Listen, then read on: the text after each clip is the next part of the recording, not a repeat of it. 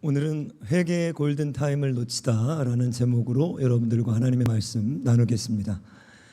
여러분들이 잘 아는 그 오스트레일리아, 호주는 지금 토끼와의 전쟁을 치르고 있다고 합니다. 무슨 얘기인가? 호주에만 이 야생 토끼가 2억 마리가 넘는다고 합니다. 문제는 이 토끼들이 얼마나 먹성이 좋은지 한번 지나가면 모두 황폐화될 정도로, 또 거의 메뚜기 떼를 연상시킬 정도로 막대한 이 생태계와 호주 자연에 피해를 주고 있다고 그래요. 이 호주 정부가 이 토끼와 어느 정도까지 전쟁을 선포했는가? 처음에는 토끼를 죽일 수 있는 바이러스들을 토끼들에게 주입하기 시작했습니다. 토끼가 좀 사라지나 했더니 다시 내성이 생기면서 별 차도가 없자 이번에는 공중에서 막 독가스들을 살포하기 시작했습니다. 근데 문제는 이제 토끼만 죽는 게 아니라 다른 부분에도 데미지들이 있기 때문에 그 방법도 실패했고, 한 번은 이 국가에서 2,000km에 해당하는 높은 펜스를 설치하기도 했습니다. 근데 문제는 토끼를 가두려고 펜스를 쳤는데 이 펜스를 치는 중간에 토끼들이 다 넘어가 버린 거예요. 그래서 지금 어떤 방법을 해도 토끼를 박멸하지 못하고 막대한 피해를 입고 있다고 하는데, 문제는 이 호주에는 원래 토끼가 없었답니다. 160년 전에 한 목축업자가 24마리의 토끼를 사냥감으로 재미삼아 영국에서 갖고 들어왔는데 이게 2억 마리가 될 줄은 생각을 못한 거죠. 제가 찾아봤더니 토끼는 여러분들 태어나서 6개월이 지나면 번식을 시작한다고 합니다. 6개월이 지나면 번식을 시작하는데 한 번에 2마리에서 5마리, 1년에 한 마리가 60마리까지도 새끼를 낳을 수 있다. 2개의 자궁을 갖고 있기 때문에 한 번 임신을 한 상태에서 동시에 중복으로도 임신이 된다는 거예요. 그러니까 우리가 토끼 보면 귀엽잖아요. 그래서 징그러운 거예요. 2억 마리가 여러분들 있다고 한번 생각해 보십시오. 근데 문제는 뭔가 많은 전문가들이 역사상 가장 파괴적인 외래종의 침략 사건을 이걸로 뽑습니다. 외래에서 들어온 그 동물이 그 원래 고유의 생태계를 파괴시킨 그 넘버1 사례가 바로 호주의 야생 토끼인데, 문제는 뭔가 골든타임을 놓쳤다는 거예요. 이 토끼를 제어할 수 있는 타이밍을 놓쳤다는 거예요. 24마리였을 때 만약에 이 일을 시작했더라면 아주 간단했겠죠. 문제는 2억 마리가 됐을 때 이제는 늦어졌다는 거죠. 오늘 여러분들이 읽은 이 한 구절의 말씀, 아주 짧은 말씀이지만 우리에게 시사하는 중요한 메시지가 있습니다. 그건 무엇인가? 죄에도 골든타임이 있다는 거예요. 욕심이 잉태한 즉 죄를 낳고, 죄가 장성한 즉 사망을 낳게 된다. 저는 이 토끼 얘기를 보면서 꼭 죄와 같구나. 대부분의 죄는 여러분들 굉장히 작게 시작합니다. 그죠? 우리 야고보 사도가 여기 잉태라는 단어를 썼는데, 이건 우리들이 잘 아는 난자와 정자가 만나서 자궁 내벽에 처음 착상했을 때를 연상시키는 그 단어입니다. 잉태. 여러분들 처음에 이 신생아 태아가 엄마의 자궁 내벽에 착상했을 때 얼마 정도의 크기인지 여러분들 잘 모르시죠? 0.2cm라고 합니다. 태아가 처음 착상됐을 때의 무게는 약 1g 미만인 거예요. 이게 생명이에요. 죄도 우리에게 이렇게 시작되는 거예요. 그런데 문제는 이 타이밍을 놓치게 되면은 이제는 장성에서 사망에 이르게 된다는 거죠. 저는 이 말씀을 묵상하다가 성경의 많은 인물들 가운데 사울이 떠올랐습니다. 사울이 어떻게 하다가 이런 비극적인 엔딩을 맞이했는가? 그 결정적인 사건이 사무엘상 18장에 여러분들 기록되는데, 사무엘상 18장은 블레셋과의 전투에서 이스라엘이 대승을 거두고 돌아오는 장면입니다. 그러니까 여러분 보세요. 죄를 언제 짓는가? 우리가 막 고난을 당하고 막 먹고 살 게 없고 막 중병에 걸리고 이럴 때 우리가 죄를 지어서 망할 것 같은데, 성경은 오히려 반대로 다른 때 우리들의 죄가 들어오더라는 거예요. 자, 사무엘상 18장 대승을 거두고 8절 말씀을 보시면, 돌아올 때 여러분들이 잘 아는 그 특송, 천천히요 만만 특송이 들려집니다. 그죠? 그때 사울이 그 얘기를 듣고, 그 노래를 듣고, 그 여인들의 노래를 듣고 이렇게 얘기합니다. 사울이 8절을 보시면 그 말에 불쾌하여 심히 노하여 이르되, 다윗에게는 만만을 돌리고 내게는 천천만 돌리니 그가 더 얻을 것이 나라 말고 무엇이냐 하고. 자, 처음에 불쾌했다 이렇게 성경은 기록해요. 그죠? 불쾌할 수 있습니다. 그런데 불쾌한 직후에 성경은 사울이 노했다라고 얘기하지 않고 심히 노했다라고 그래요. 자, 여러분들 불쾌한 게 죄인가요? 여기서 의견이 많이 갈립니다. 예. 불쾌한 게 죄인가요? 불쾌할 수 있죠. 불쾌할 수 있죠. 그런데 그 다음에 사울이 여기서 스탑을 못했습니다. 심히 노했다 이렇게. 자, 이쯤 되면 이제 문제가 벌어지기 시작합니다. 이쯤 되면 잉태하는 거예요. 그런데 마태복음 5장에서도 예수님은 뭐라고 하시는가? 형제에 대해서 노하는 자마다, 그리고 그 다음에 뭐라고 그러죠? 형제에 대해 나가라 하는 자. 자, 우리가 반드시 노하게 되면 가만히 있지 않게 됩니다. 그죠? 반드시 말 실수가 따르게 돼요. 여기도 사울은 뭐라고 하는가? 다윗에게는 만만을 돌리고 내게는 천천만 돌리니 그가 더 얻을 것이 나라 말고 무엇이냐. 자, 이 구절을 보면 사울이 지금 분노 가운데 예언합니다. 자기의 종말을 예언하고 있어요. 그러니까 우리가 심히 노했을 때 입을 닫지 않으면 우리 인생과 미래의 치명적인 사건들을 우리들이 모르게 예언하게 되는 거예요. 죽겠네 이런 거예요. 진짜 죽는 거예요. 망하겠네, 망하는 거예요. 여러분들, 거기서 멈추지 못했더니 이어지는 9절 10절 말씀을 보시면, 그날 후로 9절 10절 말씀을 보시면 사울이 다윗을 주목하였더라. 여기 주목은 여러분들 결코 긍정적인 표현이 아닙니다. 이제 눈밖에 난 거죠. 이 다윗을 이날 이후로 사울은 평생의 컴플렉스로 자기의 인생과 영혼을 완전히 송두리째 뺏기게 되는 중요한 결정적인 계기가 여기서 벌어집니다.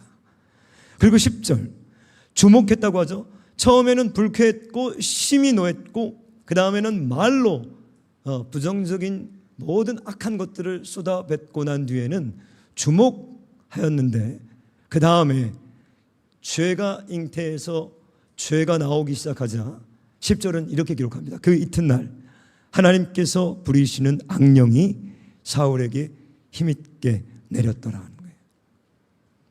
여러분, 지금 진행 속도를 잘 보셔야 됩니다.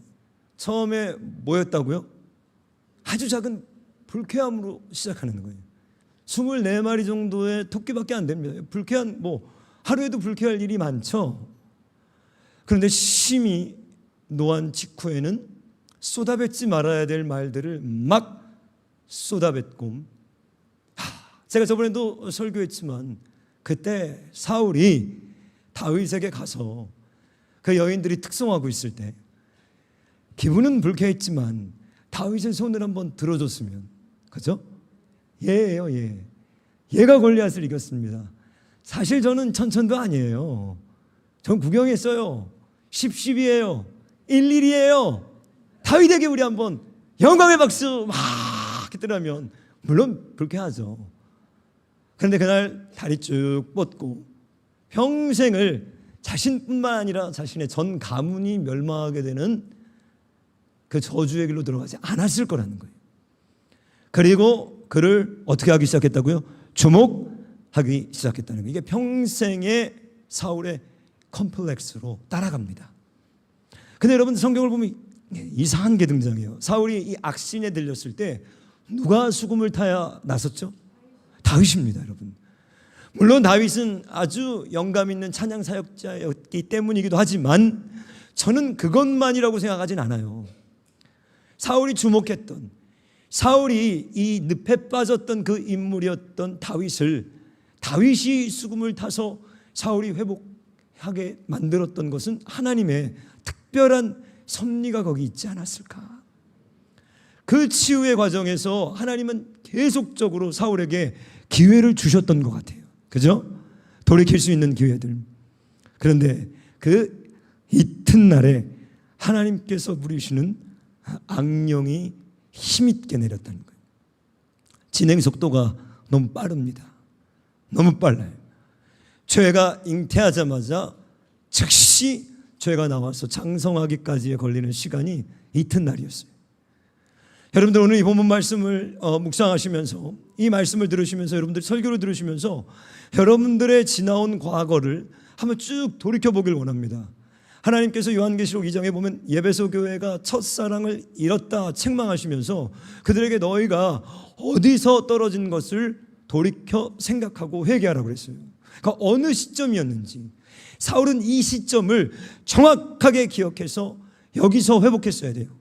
어떤 말입니까? 여러분들 죄가 잉태할 때, 욕심이 여러분들 영혼의 자궁에 잉태되었을 때 어떤 말을 들었을 때입니까? 아니면 무엇을 봤을 때인가요? 아니면 어떤 사건이었나요? 첫 며느리가 상견례 왔는데 아주 사소한 그 사각 깎는 것부터 마음에 안 드는 거예요. 주목하기 시작하면서 저는 이런 것들을 많이 봤습니다. 평생을 며느리랑 담을 쌓고 손주를 보지 않고 비참한 지옥과 같은 삶을 사는 것이 시작은 아주 미약했다는 거예요. 죄가 잉태하기까지, 사망으로 악신이 내리기까지 걸렸던 시간이 너무 짧습니다. 오늘 본문은 욕심이 잉태한 즉 죄를 낳고 죄가 장성한 즉 사망을 낳느니라. 이게 어느 정도로 빠른 속도로 죄가 자라는가, 그걸 다시 한번 사무엘하 11장, 이번에는 다윗의 경우를 예로 한번, 여러분들이 잘 아는 11장은 밧세바와의 원나잇이죠. 11장 1절 제가 빨리 한번 보겠습니다. 여러분들이 잘 아는 말씀이에요. 그 해가 돌아와 왕들이 출전할 때가 되매, 전쟁할 때가 되매 다윗이 요압과 그에게 있는 그의 부하들과 온 이스라엘 군대를 보내니 그들이 암몬 자손을 멸하고 랍바를 에워쌌고 다윗은, 자 이렇게 시작합니다. 예루살렘에 그대로 있더라. 똑같죠? 언제 우리가 무너지고 우리 영혼에 치명적인 죄가 언제 들어온다? 여러분들이 형통할 때, 건강할 때, 평강할 때, 문제가 풀릴 때. 반대로 여러분들이 어려움이 있고 기도하지 않으면 안 되고 눈물을 흘릴 수밖에 없고 누구에게 말 못할 애통과 통곡으로 하나님 앞에 성전에 와서 밤이 맞도록 기도할 수밖에 없는 상황에 있다면 그때가 안전한 거예요. 그때가 안전한 거예요. 왜 아멘 적어요? 할렐루야. 그때입니다, 여러분들. 언제 무너지는가? 오늘도 1절에서 뉘앙스가 애매하게 끝납니다. 다윗은 뭐예요? 피를 흘리고 랍바를 에워싸고 암몬과의 전투에서 모두가 생명을 걸고 싸울 그때에 다윗은 뭐예요? 그대로 있더라. 이게 나태입니다. 그대로. 여기서 문제가 벌어지는 거예요. 자, 왜 문제가 되는가? 2절, 저녁 때에 다윗이 그의 침상에서 일어나 왕궁 옥상에서 거닐다가 그곳에서 보니 한 여인이 목욕을 하는데 심히 아름다워 보이는지라. 자, 저는 이 2절 말씀을 읽는데 굉장히 이상했어요. 왜? 저녁이 되매 다윗이 그의 침상에서 일어났다는 거예요. 저녁에 여러분 일어납니까? Go to 어디? 베드로 가야죠. 그러죠? 안 이상해요? 저녁에는 가야 됩니다, 여러분들. 일어나는 게 아니라 누워야 돼요. 제가 이걸 보고 낮잠 잤네, 낮잠 잤어. 전쟁 안 가고 그냥 디비디비 잔 거예요. 계속 잔 거예요. 그냥 이게 낮인지 밤인지. 자, 정상적인 생활을 했으면 이제 밤이 되면 피곤해집니다. 피곤하죠? 제가 오늘도 새벽에 일어났는데 정말 죽고 싶더라고. 피곤해가지고. 그래서 천국 막 노래를 불렀어요. 천국 얼마나 좋을까. 그리고 하나님 앞에 감사했어요. 하나님 너무 감사합니다. 내가 달아없어지길 원합니다. 내가 하나님께 달아없어져서 쓰임받기를 원합니다. 하나님, 저는 다윗처럼 저녁이 돼서 일어나서 이제 할 일 없어서 왕궁 옥상을 거닐다가 뭘 봐요? 봅니다. 여러분, 저녁에 일어나면 뭐예요? 봐요. 피곤하면 안 본다고요. 라빠에서 싸우고 있었으면 안 봐요. 생명 걸고 암몬과 싸우고 있었더라면 그럼 보지 않았을 것을 보게 됩니다. 이게 문제인 거예요. 시간이 너무 많은 거예요. 너무 편한 거예요. 삶이 너무 풍족한 거예요. 그런 여기서 중복적인 많은 문제들을 벌이기 시작하는데 봅니다. 근데 뭘 봐요? 성경을 봐요? 저녁에 일어나서 자 이제 내가 말씀을 통독 한번 해야지. 그런 사람 없습니다. 여러분들 쓸데없는 것들을 켜고 손에 잡고 눈에 갖다 대면서 보지 말아야 될 장면을 보는데 아름다워 보이는지라. 이게 문제인 거예요. 봤을 때 불결해 보이고 봤을 때 치근해 보이고 봤을 때 안타까워 보여야 되는데 아름다워 보이는 거예요. 뭐가? 금지된 것, 놔둬야 되는 것. 다른 사람의 아내는 아름답게 놔둬야 됩니다. 다른 사람의 남편은 아름답게 둬야 돼요.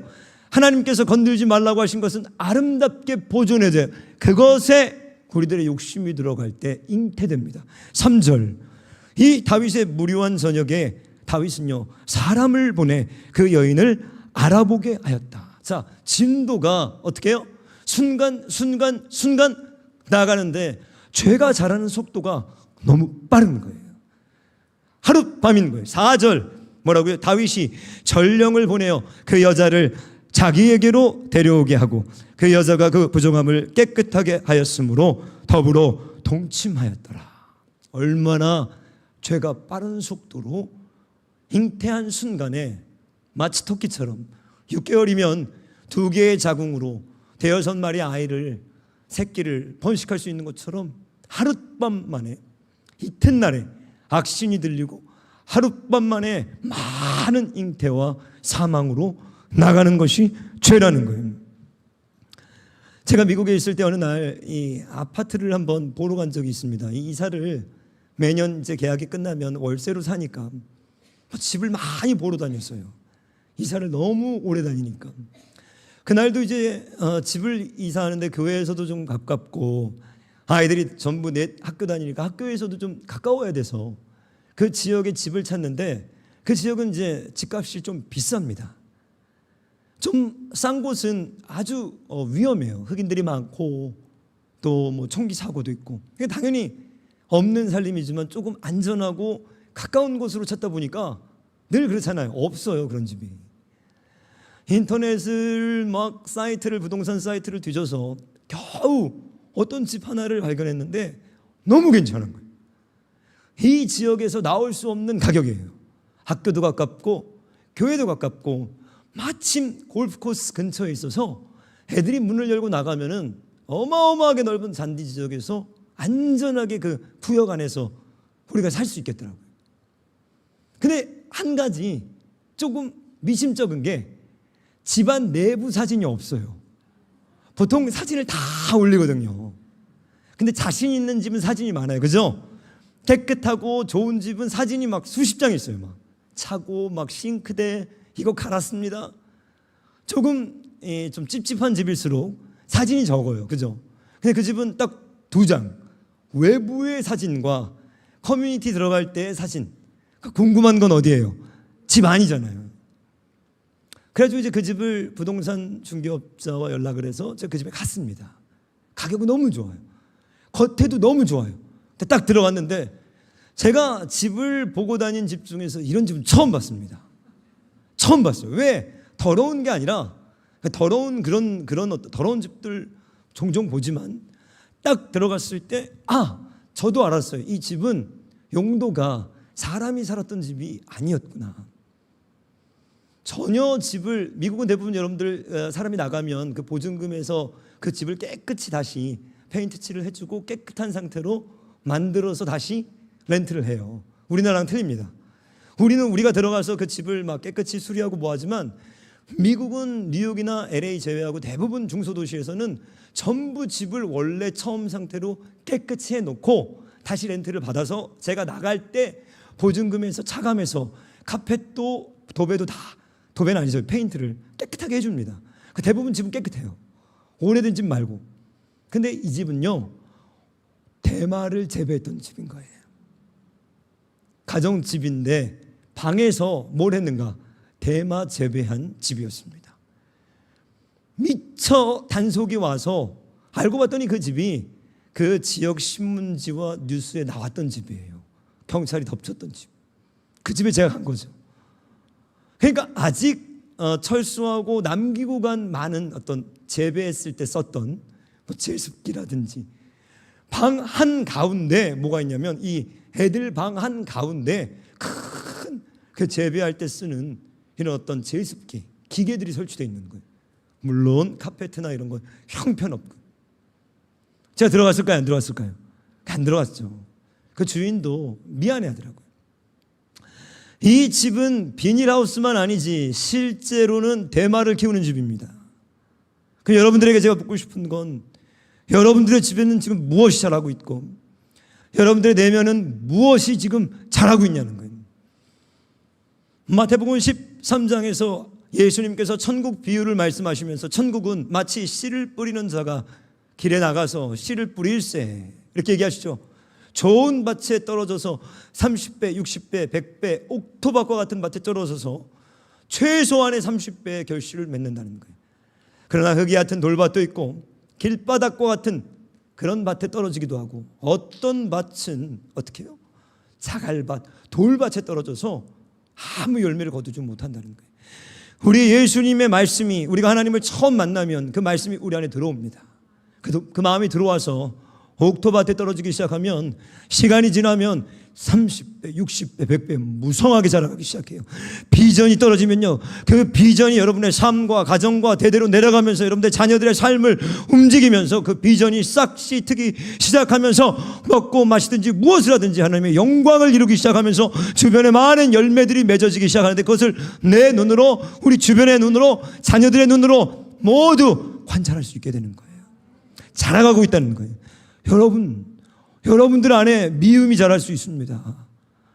여러분들 안에 오늘도 멀쩡한 가정집에서 대마가 자라고 있는 것처럼 여러분들의 자녀들의 마음속에 음란이 자라가고 있을 수 있어요. 여러분들의 마음속에 탐욕이, 죄에 대한 욕망이, 물질에 대한 사랑이, 누군가 금지된 다른 여인을 향한 마음들이 오늘도 우리들의 마음속에서 얼마든지 자랄 수 있다는 거예요.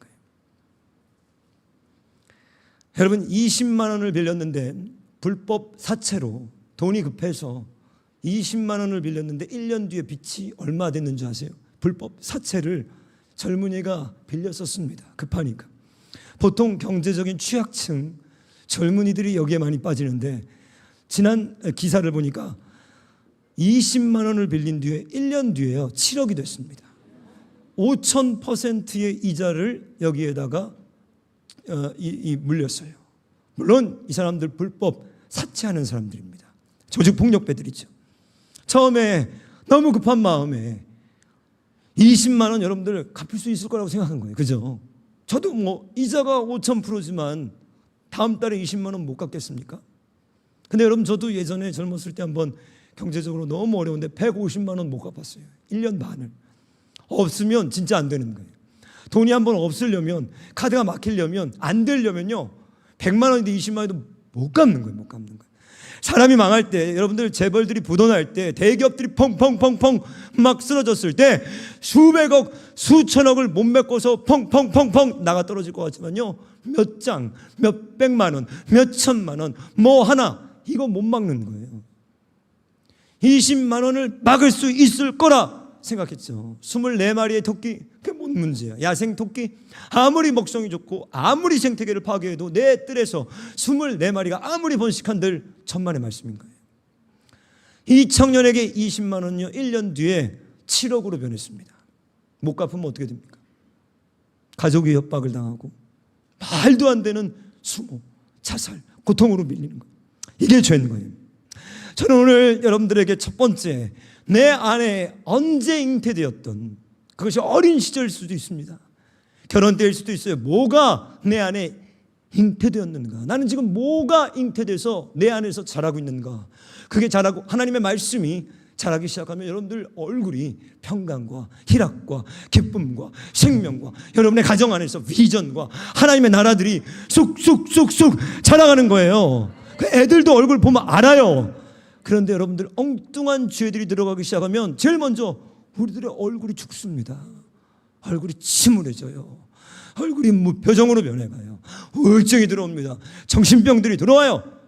뭘 모르고 있는 거예요? 안에 무엇이 잉태되었는지를 모르는 거예요. 죄와 음욕, 거짓, 탐욕, 모든 비방과 악한 것들이 잉태되었을 줄 모르는 거예요. 언제, 어떤 사건, 어떤 계기를 통해서 들어와서 이제 여러분들 두 번째 보셔야 되는 게 뭐가 지금 내 안에서 자라가고 있냐는 거예요. 여러분 뭘 키우고 계세요? 여러분들 내면에서 오늘 꿈을 키우고 계십니까? 갈렙이 여호수아와 80의 헤브론 산지, 가장 척박한 이 헤브론 산지를 내게 주시옵소서. 80에도 꿈을 꾸었던 그 믿음의 사람들이 품고 있었던 그 꿈들, 여러분들 안에 무엇을 오늘 물을 주고 무엇을 심어서 무엇을 자라가게 했냐는 거예요. 근데 이게 엄청나게 빠른 속도로 무시무시할 정도로 번식하더라는 거예요. 신창원 여러분 아시죠?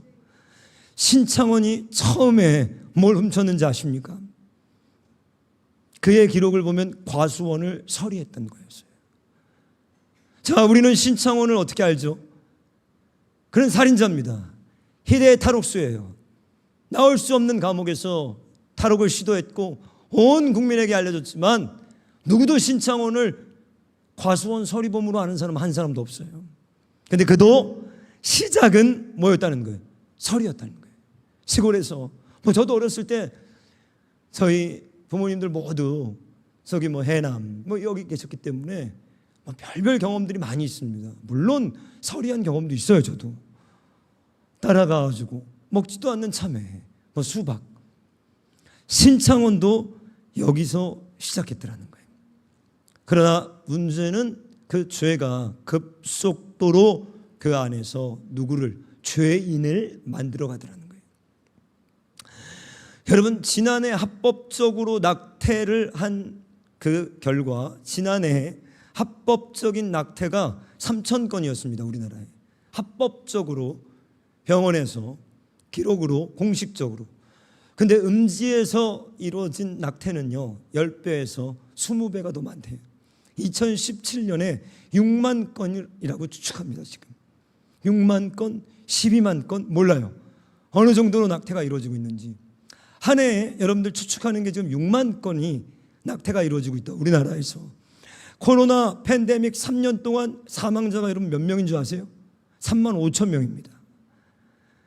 우리가 쥐잡듯이 잡고 예배도 패하고 마스크 다 쓰고 동선 다 추적해서 누구 한 명 걸리면 정말로 무슨 나병 환자처럼 취급해 가면서 애를 써서 3년 동안 한 결과 3만 5천 명이 죽었는데 아무도 모르고 신경을 쓰지 않고 우리가 전혀 관심도 갖지 않고 전혀 위축되거나 죄라고 느끼지 않는 그곳에서 6만 명의 아이들은 그냥 살해됐어요. 근데 우리가 그런 노력들을 하고 있나요?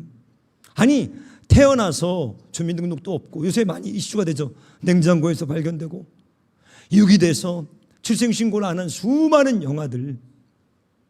우리들이 지금 주님이 우리들에게 눈을 열어서 보게 하시는 것들이 있습니다. 무엇이 내 안에서 열매를 맺고 있는가?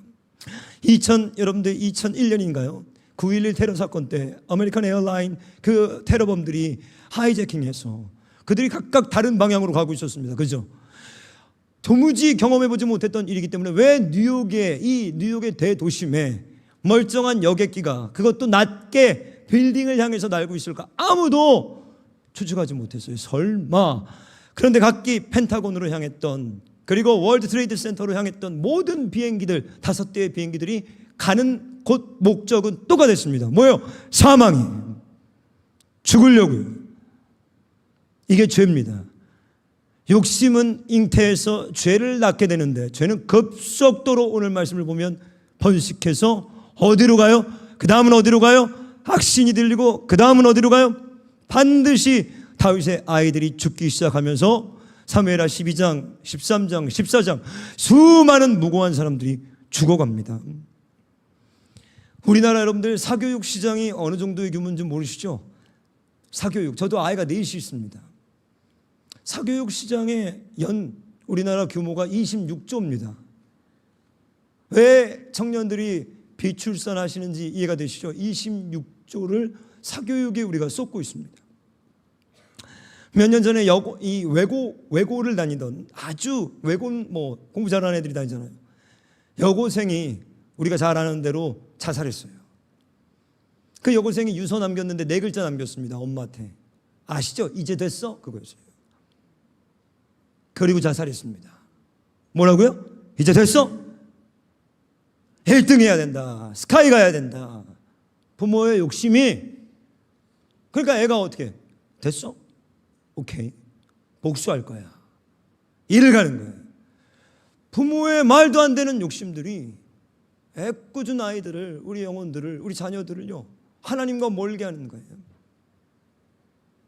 그래서 남긴 네 글자가 이제 됐어. 이제 됐어. 욕심이 뭐라고요? 잉태한 즉 그것이 반드시 종착역은 사망이라는 거예요. 작년에 완도 일가족 자살 여러분들 사건이 있었죠. 어떤 아이가 조모 양이죠. 초등학생이 제주도 한 달 살기 생활체험 그거 내놓고 돌아오질 않았습니다. 학교에서 신고를 해서 조사했죠. 마지막 CCTV가 발견된 곳이 완도였습니다. 완도의 한 숙박에서 그들이 일찍 새벽에 아이를 업고 나가는 장면이 나왔는데 수면제를 먹인 것 같아요. 애를 완전히 수면제를 먹인 상태에서 차에 타서 차에서 완도항으로 그냥 세 가족이 자살했습니다.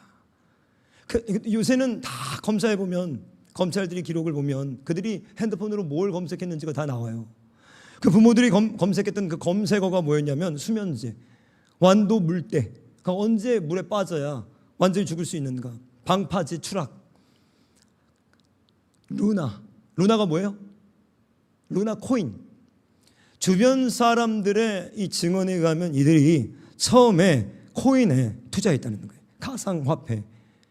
여러분 처음 가상화폐가 나왔을 때 망한 사람들이 많습니다. 왜? 그게 갑자기 엄청나게 올라버렸어요. 그래서 거기에 완전 투자했는데 청년들이 막 빛을 모아서 투자했는데 불과 몇 달 만에 5,000배씩 뛰었습니다. 1,000만 원 넣었던 애들이 막 몇십억씩 가상화폐가 뛰면서 거기에 취해 있다가 추락했을 때 아무것도 남지 않게 되는 거예요. 그러니까 이 맛을 본 거예요. 왜?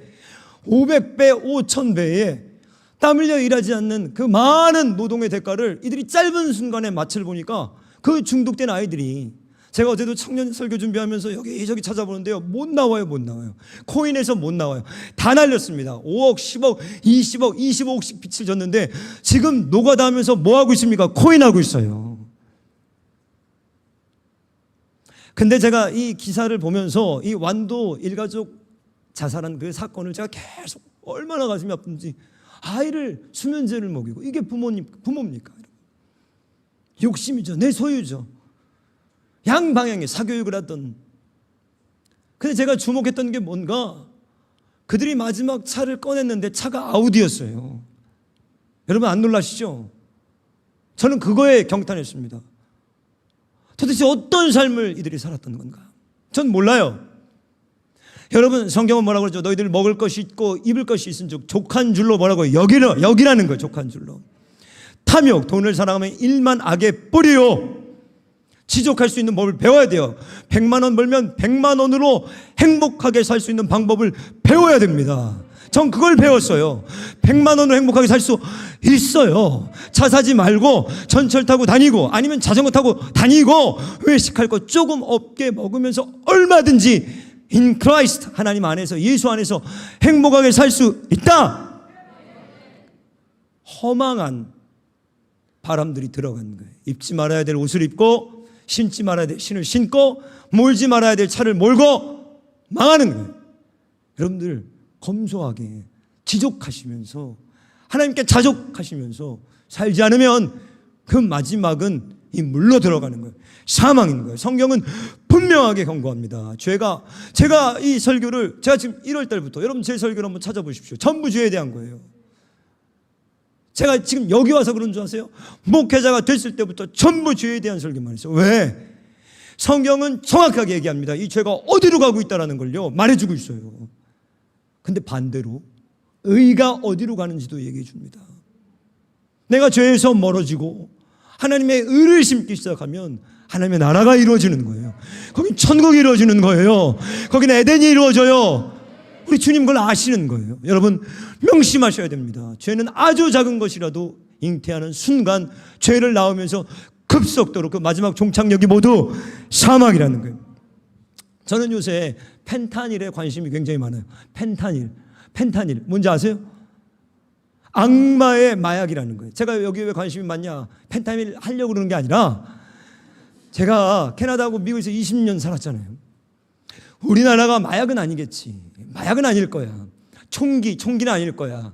동성애는 아닐 거야. 동방예의지국에 다 뚫리고 있는데 지금 뭐가 뚫리고 있습니까? 마약이 뚫렸어요. 근데 마약 중에서 헤로인, 헬로폰, 코카인을 훨씬 30배에서 300배 더 강한 펜타닐이 들어왔습니다. 중학생 애들이 퍽 쓰러지고요. 길거리에서 옷을 벗고요. 여러분 유튜브에 들어가서 필라델피아 거기 에비뉴가 있어요. 좀비 에비뉴, 켄싱턴 에비뉴라는 데가 있는데 거기는 온 거리가 마약을 하는 사람들로 북적입니다. 거기 길거리에는 마약 주사들이 다 퍼져 있고요. 전부 좀비들입니다. 완전한 지옥이에요. 왜 이걸 단속하지 않느냐? 못한다는 거예요. 왜? 2억 마리의 토끼랑 똑같은 거예요. 경찰의 공권력이 안 된다는 거예요. 근데 여러분 작년에 미국 마약 단속국에서 펜타닐 적발한 양이 미국 전 인구를 죽일 수 있는 양이었어요. 3억 8천만 명이 투약할 수 있는 양이었습니다. 무슨 말이냐? 적발된 펜타닐만으로 미국을 없앨 수 있어요. 아예 없앨 수 있어요. 어느 정도냐? 치사량이 2mg인데 이 어느 정도냐면 연필심으로 찍어서 테스트했을 때 죽는 거예요. 그 정도 치사량이에요. 그런데 문제가 뭔가? 많은 전문가들이 얘기합니다. 1990년에 펜타닐에 대한 경고가 미국에 떴습니다. 언제요? 1990년에. 지금 우리처럼 이제 막 뉴스에서 터지고 아이들이 복용하기 시작하고 있다. 막 거기에 대한 각성, 여론이 조성됐어요. 여론이 1990년이에요. 그때 포르투갈이 동시에 펜타닐에 큰 문제가 터졌습니다. 그런데 포르투갈은 이후에 유럽 모든 국가의 마약과 펜타닐 5분의 1로 수치가 떨어졌는데 지금 미국은 어떻게 되고 있는가? 중국과의 경쟁에서 망가지는 게 아니라 미국은 펜타닐 때문에 무너진다는 거예요. 러시아 때문에 무너지는 게 아니에요. 근데 왜 그런가? 1990년에 이게 문제가 벌어졌을 때 포르투갈은 2001년에 직접적으로 온 정부가 여기에 예산을 짜고 달려들었습니다. 11년 뒤에. 미국은 2016년에 비로소 시작했어요. 15년이 늦었습니다. 이게 결정적인 차이였다는 거예요. 그래서 미국은 50조의 기금을 내년에 펜타닐에 맞서서 싸우겠다고 했지만 건너갔어요. 제가 처음 여기 노숙인 도시락 사역할 때 용산에 가서 만난 분이 계십니다. 아주 말끔한 분이에요. 아주 뭐 우리 교회에서 흔히 보는 분입니다. 근데 그분 만나서 교제를 하는데 내가 간 날 그날 들어오셨어요. 노숙 텐트촌에. 제가 이것저것 사드리고 그분과 교제를 하는데 이분은요 태권도장을 운영했던 사범님입니다. 코로나 때 무리하게 빚을 끌어 쓰다가 완전히 빚더미에 올라서 신용불량이 되고 자기만 혼자 가족들이 뿔뿔이 흩어져서 나와서 도망친 거예요. 갈 데가 없어서 일단 텐트촌으로 왔는데 제가 내일 텐트를 사다 드리겠습니다. 아니요, 괜찮습니다. 왜요? 여기 그냥 있는 버린 텐트에서 자겠습니다. 왜요? 제가 다 사다 드리겠습니다. 괜찮아요, 목사님. 다음 주에 갈 거예요. 여러분 그분 아직도 계세요. 조금씩 매주 그분의 얼굴이 달라지는 걸 봤습니다. 처음에는 멀쩡한 사범님, 멀쩡한 기업인, 멀쩡한 시민. 한 주, 한 달 뒤에 떼국물이 흐르고 냄새가 나고 알코올, 이빨이 빠지고 이제 영락없이 노숙인이 됐어요. 저는 몰랐는데 찾아보니까 노숙인들을 많이 연구하고 우리나라 데이터가 있는데 노숙인이 거리로 나와서 평생 노숙인으로 사느냐, 아니면 다시 회복할 수 있느냐, 그 결정적인 골든타임이 1위크래요. 일주일 안에 다시 못 들어가면 길바닥에 나앉는다는 거예요. 저는 지난주에 한 기사를 봤습니다. 기사 제목이 이러다 죽겠네요. 이러다 죽겠네. 이러다 죽겠네. 이 문제의 영상은 뭐냐면, 파출소에 한 60, 70대 할아버지가 달려와가지고 파출소의 직원들을 끌고 나갑니다. 보니까 차에 4살짜리 여자아이가 축 늘어져 있는 거예요. 손녀인데 40도가 넘는 고열에 병원을 데려갔더니 빨리 큰 병원으로 데려가라. 119에 신고할 틈도 없이 차를 몰고 손녀, 호흡을 이제 멈춰가는 손녀를 데리고, 의식이 없는 손녀를 데리고 가는데 교통체증 때문에 못 가는 거예요. 그러자 손녀의 할머니, 조부모가 경찰서로 뛰어들어와서 상황을 설명하고 빨리 사이렌을 켜고, 빨리, 여러분 보셨죠? 도와달라는 거예요. 경찰들이 태우고 사이렌을 켜고 교통을 정리하고, 안 막히면, 여러분 안 막히면 18분에 갈 수 있는 거리를 7분 만에 병원에 도착해서 살았는데, 대형 병원에서 이 아이가 아데노바이러스라는 급성 호흡기 질환이어서 죽을 뻔했다는 거예요. 여러분, 늦어지면, 미루면 미룰수록 회개도 회복도 모두 불가능합니다. 그래서 고린도후서 6장 2절에서 바울은 보라, 지금이 은혜 받을 만한 때요, 지금이 구원의 날이로다, 이렇게 말씀하십니다. 오늘 눈물로 회개해서 여러분들 안에 있는 죄의 싹을 끊으시고, 잉태한 모든 죄를 버리시고, 오늘 잘하고 있는 모든 것들 하나님 앞에 눈물로 탄식하고 기도하심으로써 오늘 회개의 골든타임을 놓치지 마시고 사수하시고 회복되시는 저와 여러분 되시길 주님 이름으로 축원합니다. 우리 이 시간에 한번 찬양하면서 하나님 앞에 간절히 우리 통곡하면서, 하나님, 나는 이 회개의 기회를 놓친 것이 아닙니까? 에서처럼 하나님 앞에 회개할 기회를 잃어버린 자가 아닙니까? 우리 간절히 애통하며 성령님을 구해서 오늘 이 성령의 능력으로 회개의 귀한 열매 맺길 원합니다. 우리 찬양합니다. 성령님 인정합니다. 하나님, 이미 늦어버린 건 아닌지, 우리도 울며 애통하지만 에서처럼 회개할 기회를 잃어버린 건 아닌지 하나님 두렵습니다. 오늘 그 두려운 마음들을 우리 가운데 일으켜 주시옵소서. 하나님, 우리 안에 무엇이 있는지, 무엇이 자라가고 있는지 그것들을 보게 하시고, 오늘 돌이키는 역사, 오늘 죄를 끊고 회복의 귀한 은혜에 붙들리는 역사 있게 하여 주시옵소서. 드려진 재물 하나님 나라를 위해 귀히 쓰여지게 하시고, 오늘 모든 우리 이어지는 예배 위에 하나님의 은혜와 생명의 역사가 함께하여 주시옵소서. 감사드리며 예수님의 이름으로 기도하였습니다. 아멘.